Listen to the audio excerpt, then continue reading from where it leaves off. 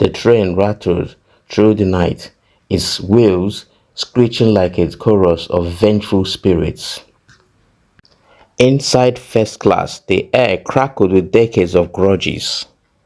Mama Nkechi, first wife of the dead chief Anozie, sat stiffly in her mourning gele, her Bible clutched to her chest like a shield. Across the aisle, Adanna, chief's secret daughter, her face lit by the glow of her smart bracelet, locked eyes with her. "You walk like a queen," Mama Nkechi hissed suddenly, her voice dripping with holy venom. "But your mother scrubbed Chief's toilet." The cabin gasped. Adanna's figure coiled. Mama Nkechi lounged, her coral beads clattering her wrinkled hand aimed at Adanna's cheek. Whack! Adanna's laugh echoed like a gun. Mama Nkechi staggered, her stretched head tie snagging on the seat hinge. For a heartbeat, time froze.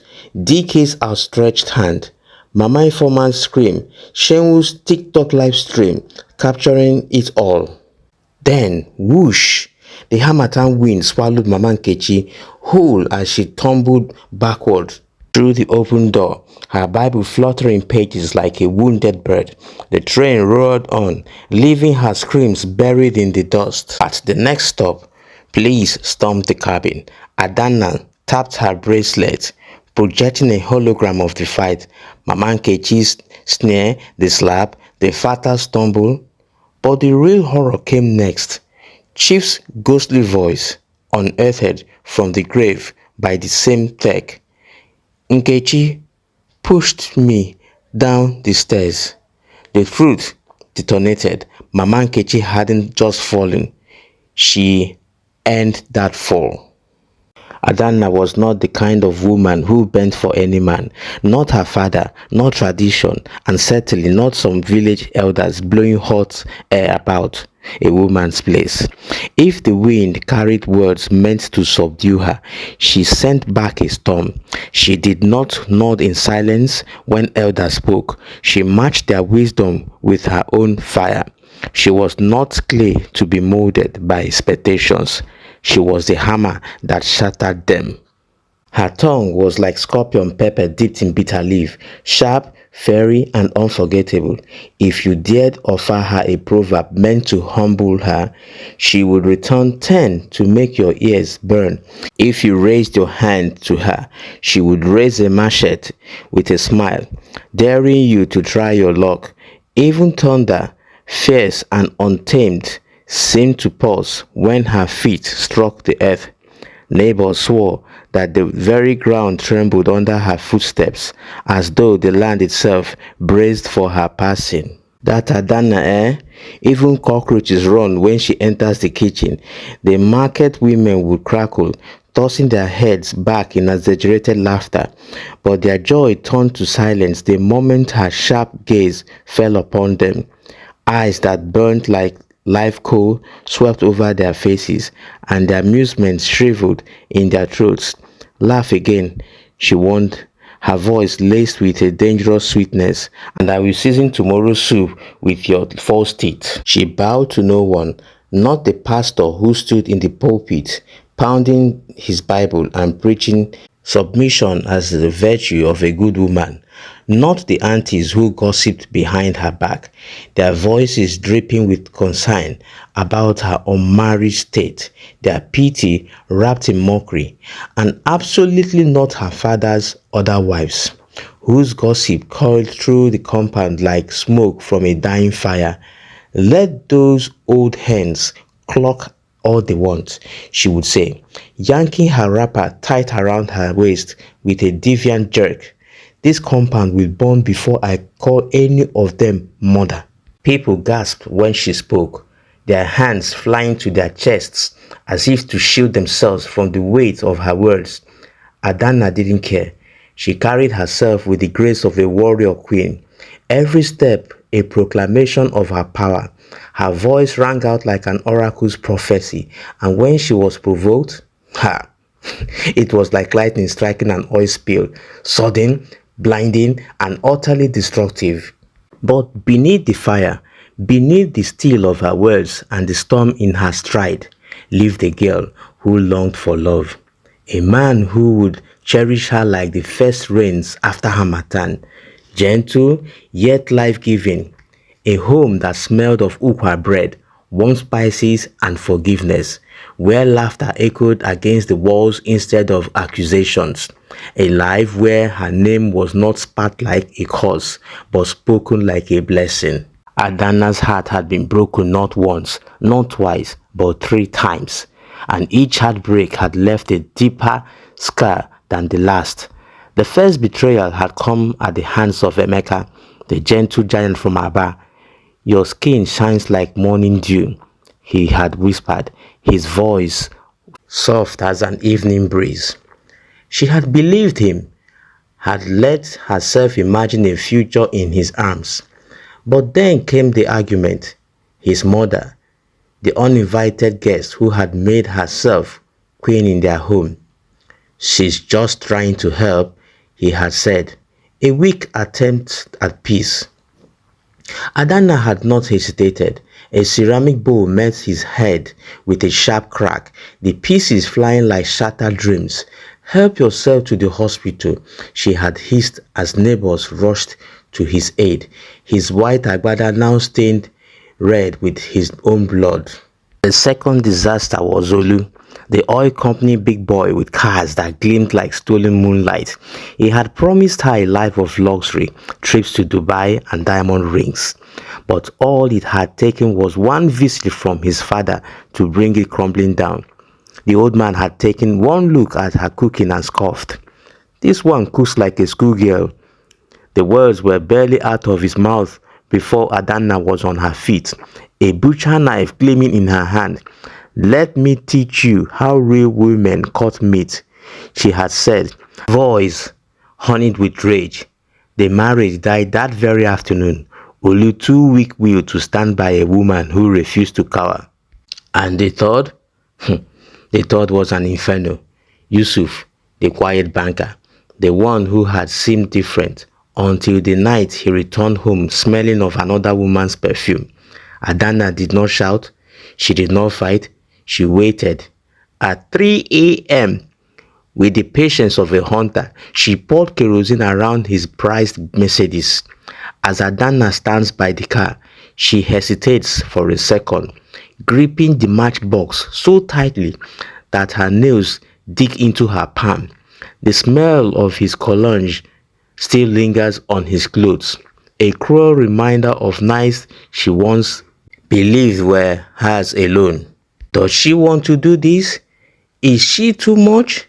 But then she remembers the lipstick stain on his shirt, the dismissive shrug. Her rage swallows the doubt.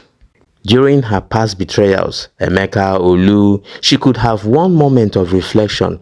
Maybe after every act of vengeance, she lays awake at night, wondering why love always feels like war. This will make her more than just fire. It shows the wounds beneath the flame. The explosion split the night, fire licking the heavens like an offering to the gods. The entire neighborhood had woken to the sight of her standing there, her face aglow with the flickering flames. If water cannot quench foolishness, she told the gathering crowd, then let fire judge. From that day, the village renamed her Adana of the Ashes. That girl's anger needs no juju. The elders murmured amongst themselves. Her wrath alone can scatter a whole lineage. Yet at night, when the world was quiet and her reputation lay like a heavy cloak upon her shoulders, Adana coiled into herself on her thin mattress, in the darkness where no one could see. She hugged her knees and wept. She did not want to be feared. She wanted to be held. In the dazzling sprawls of Lagos, where wealth shimmered like mirages on heat-soaked streets, DK lived a life that was gilded yet hollow. On the surface, he was the perfect image of success, CEO of 3 thriving companies, his name whispered in boardrooms and printed in glossy magazines. Yet beneath the polished exterior, he was heir to a fractured empire, a kingdom built on gossips, rivalries, and maternal scheming. His inheritance was not just wealth, but war, a relentless battle waged by the three women who had called his father husband. Mama Obioma, the calculating first wife, wielded tradition like a blade, ensuring that no decision was made without her shadow looming over it. Mama Chidinma, the sharp-tongued second wife, played the game with honey-laced words and venomous intent. Her sons raised to believe they were the only rightful heirs. And then there was Mama Zainab, the youngest and most unpredictable of the three, whose alliance shifted like the tide, her faith in charms and concussions turning family dinners into battlegrounds of unseen forces. Each woman fought to secure her son's place as Chief Anozie's successor. Their schemes woven so tightly that DK spent his days navigating a minefield of betrayal, never knowing when the next explosion would come. But amidst the chaos, he had found something real: Nneka. Nneka, the gentle accountant, with skin kissed by the sun and laughter like wind chimes on a breezy afternoon. She was steady where his life was turbulent, soft where his word was sharp-edged. For a brief, beautiful moment, he thought he had found an escape, a love untainted by legacy and greed. But the wives had seen her as a threat, and they struck without mercy. Mama Obioma was the first to attack, criticizing the way Nneka kneeled during greetings, her voice dripping with disdain. A woman who cannot bend low will never rise high in marriage, she had sneered, her words as deliberate as a blade sliding between ribs. Mama Chidinma followed soon after, dismissing Nneka's cooking with a theatrical sniff. Her soup is thin, her spices unbalanced. How can she feed a lion like my son? And then came Mama Zainab's final unforgivable blow. A love portion slipped into Nneka's evening tea. The girl had spent the night speaking in tongues, her words twisting into incoherent cries as if spirits had taken hold of her. By morning, she was gone. Her farewell note was brief, but each word cut like a dagger straight to DK's heart. I live with my sanity. Fate, that cruel puppeteer, conspired to twist the knife further at Chief Anozie's funeral. The air puzzled with grief and something darker, an undercurrent of deception so thick it could choke a man. The sound of drum beats pounded through the compound, matching the heavy weight in DK's chest. Then, as if summoned by the gods themselves, Adana stormed in. Her black lace gele sat atop her head like a crown of thorns, regal and unforgiving. Every step she took sent shivers through the gathering. Mourners parting like the river, the Red Sea, to let her pass, gasped followed her. Voices speaking like rustling leaves. Did she come to mourn the dead or burn him too? At the center of it all stood DK. His Hugo Boss suit stretched out over his tensed frame. His half-brothers flanked him, their predatory eyes gleaming, waiting for the moment to pounce. They were hyenas circling a wounded lion, eager for a taste of the spoils. Then, in the thick of the tension, a shrill phone rang. The moment froze, all eyes darting to the device in the trembling hands of a servant. A voice note crackled to life, and Mama Zainab's unmistakable, icy voice spilled into the air. Let the earth name him corpse. The compound erupted. Gasps, cries, the sharp inhale of disbelief as the full weight of her words settled over them. DK's stomach twisted as he saw the ripple of fear cross his brothers' faces. The lawyer, a weary man with spectacles perched on his nose, stepped forward with a document that looked as if it had survived a fire. The will, signed at the edges, its pages blotched with the faint pink tint of Chief's ever-present cough syrup. The lawyer cleared his throat, voice unsteady. I, Chief Anozie, being of sound mind, he paused, squinting at the next line, except when my wife drug my tea. A nervous chuckle rippled through the crowd, but it died the moment the next page was turned. The paper bore bloody fingerprints. The air turned thick with accusation. Mahmoud Bioman's voice rang out first, shrill with fury. This is witchcraft. Mama Chidinma, ever the schemer, pulled out her phone, her lips curling into a victorious smile. The real Will is here, she declared, pressing play. Chief Anoz's rasping voice filled the space, his words landing like boulders.